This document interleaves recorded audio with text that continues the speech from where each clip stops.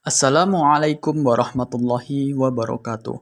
Halo semuanya, perkenalkan, nama saya Muhammad Bima Ramadan Zulkarnain dari kelas 10G. Pada video kali ini, saya akan membahas tentang sejarah perkembangan komputer dari generasi ke generasi. Kita akan mempelajari bagaimana komputer berkembang mulai dari alat hitung yang sangat sederhana hingga komputer canggih yang kita gunakan sekarang. Tiap generasi komputer membawa inovasi penting yang mengubah cara kita bekerja, belajar, dan berkomunikasi. Jadi, kalau kamu penasaran tentang bagaimana teknologi komputer bisa menjadi sehebat sekarang ini, yuk simak penjelasan lengkapnya di video ini. Saat kita berbicara mengenai sejarah komputer, ada satu tokoh yang sangat penting disebut Bapak Komputer, yaitu Charles Babbage. Lahir di London, Charles Babbage belajar di Trinity College, Cambridge. Meskipun ia telah belajar sendiri banyak aspek matematika kontemporer. Selama masa inilah ia pertama kali memiliki ide untuk menghitung tabel matematika secara mekanis. Pada tahun 1823, ia memperoleh dukungan pemerintah untuk merancang mesin proyeksi, difference engine, dengan kapasitas 20 desimal. Seperti komputer modern, mesin ini dapat menyimpan data untuk diproses kemudian. Charles mulai mengembangkan teknik rekayasa mekanik saat menjabat sebagai profesor matematika Lucasian di Universitas Cambridge. Namun, mesin seukuran ruangan penuh tidak pernah dibuat karena teknik pengerjaan logam pada masa itu tidak cukup tepat dan terlalu Komputer mahal. Generasi pertama muncul pada tahun 1940-an hingga 1950-an. Ciri khas dari generasi ini adalah penggunaan tabung vakum sebagai komponen utama untuk mengolah data dan mengontrol aliran listrik. Salah satu komputer paling terkenal dari era ini adalah ENIAC yang selesai dibuat pada tahun 1946. ENIAC merupakan komputer elektronik digital pertama yang mampu melakukan perhitungan secara otomatis dengan kecepatan jauh lebih tinggi dibanding mesin hitung sebelumnya. Komputer ini sangat besar dan berat.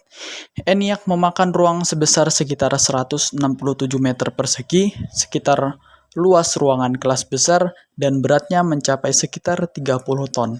Selain itu, komputer ini juga menghabiskan daya listrik yang sangat besar dan menghasilkan panas yang sangat tinggi, sehingga memerlukan sistem pendingin yang khusus. Meski revolusioner, komputer generasi pertama ini memiliki beberapa kelemahan. Tabung vakum mudah rusak dan pemrogramannya sangat rumit karena harus mengatur kabel dan saklar secara manual, sehingga prosesnya memakan waktu lama dan rentan kesalahan. Komputer generasi pertama banyak digunakan untuk kebutuhan militer dan riset ilmiah yang membutuhkan perhitungan kompleks. Meskipun ukurannya besar dan mahal, komputer ini menjadi tonggak awal lahirnya teknologi komputer modern. Pembahasan komputer generasi pertama yang pakai tabung vakum, sekarang kita masuk ke generasi kedua yang lebih canggih karena menggunakan transistor. Transistor ini menggantikan tabung vakum yang besar, boros listrik, dan gampang panas. Dengan transistor, komputer jadi lebih kecil, tahan lama, dan hemat energi. Komputer generasi kedua mulai digunakan sejak akhir 1950-an sampai awal 1960-an. Selain transistor, mereka juga menggunakan memori inti magnetik yang memungkinkan data disimpan dan diakses lebih cepat dibanding sebelumnya. Ini sangat membantu komputer bekerja lebih efisien. Salah satu kemajuan besar di masa ini adalah munculnya bahasa pemrograman tingkat tinggi seperti Fortran dan COBOL. Bahasa ini memudahkan programmer karena tidak perlu menulis kode sulit seperti bahasa mesin. Selain itu, komputer generasi kedua sudah memakai sistem operasi sederhana yang membantu mengatur jalannya program dan sumber daya. Fakta menariknya, komputer seperti IBM 7090 yang menggunakan sekitar 50.000 transistor digunakan NASA untuk mengendalikan misi luar angkasa Mercury dan Gemini.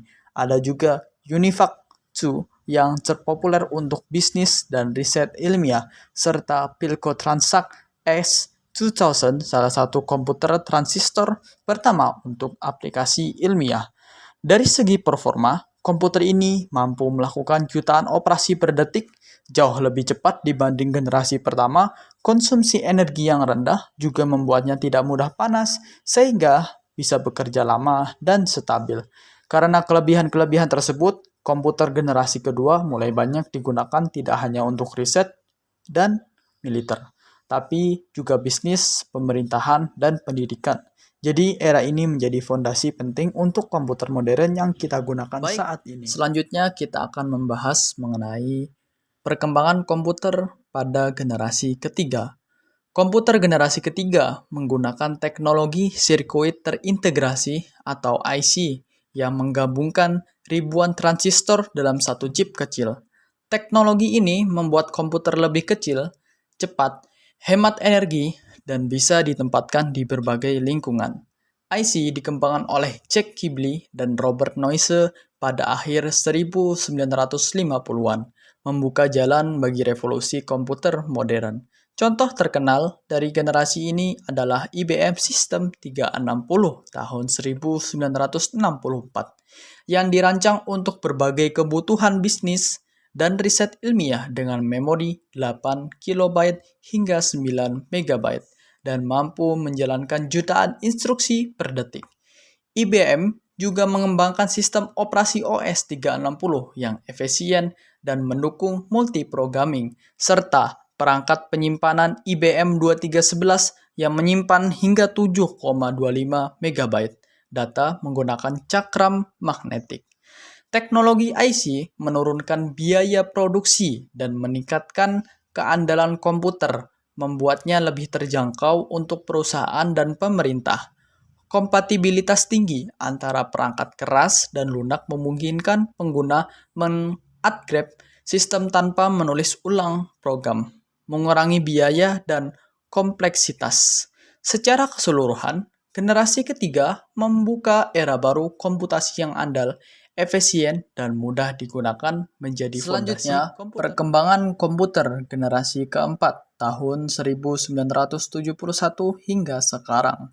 Komputer generasi keempat ditandai dengan hadirnya mikroprosesor, chip kecil yang menggabungkan seluruh unit pengolah pusat dalam satu komponen. Mikroprosesor pertama, Intel 4004, diluncurkan pada 1971 dan membuka jalan bagi komputer pribadi atau PC. Dengan mikroprosesor, komputer menjadi lebih kecil, murah, dan mudah diakses. Komputer pribadi terkenal seperti Apple I dan II serta IBM PC yang memakai Intel 8088 menjadi standar industri. Sistem operasi seperti Microsoft Windows dan Mac OS berkembang pesat, memudahkan penggunaan komputer dengan antarmuka grafis.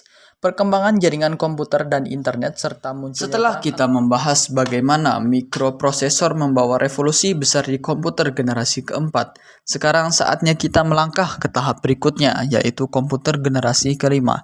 Generasi ini bukan hanya soal kecepatan atau ukuran yang lebih kecil, tapi bagaimana komputer mulai memiliki kemampuan kecerdasan buatan dan bisa berinteraksi dengan manusia secara lebih alami. Komputer generasi kelima merupakan tahap lanjutan dalam perkembangan teknologi komputer yang fokus pada pengembangan kecerdasan buatan atau Artificial Intelligence (AI). Generasi ini mulai berkembang sejak tahun 1980-an dan masih terus berlanjut hingga sekarang. Salah satu tujuan utama dari komputer generasi kelima adalah menciptakan mesin yang tidak hanya menjalankan instruksi secara otomatis tetapi juga mampu memahami, belajar, dan mengambil keputusan secara mandiri seperti manusia. Teknologi AI yang berkembang memungkinkan komputer mengenali suara, gambar, serta bahasa manusia, sehingga interaksi antara manusia dan komputer menjadi lebih alami dan efektif. Selain AI, komputer generasi kelima juga memanfaatkan teknologi komputasi paralel yang memungkinkan pengolahan data secara simultan dalam jumlah besar. Hal ini penting untuk menjalankan aplikasi yang membutuhkan performa tinggi, seperti simulasi ilmiah, analisis big data, dan pemrosesan kompleks lainnya. Teknologi cloud computing juga menjadi bagian penting di era ini.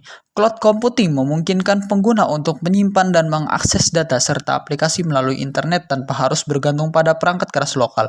Hal ini membuat komputer dan layanan teknologi menjadi lebih fleksibel dan mudah diakses dari mana saja. Tidak kalah penting adalah perkembangan Internet of Things atau IoT yang menghubungkan berbagai perangkat sehari-hari ke internet.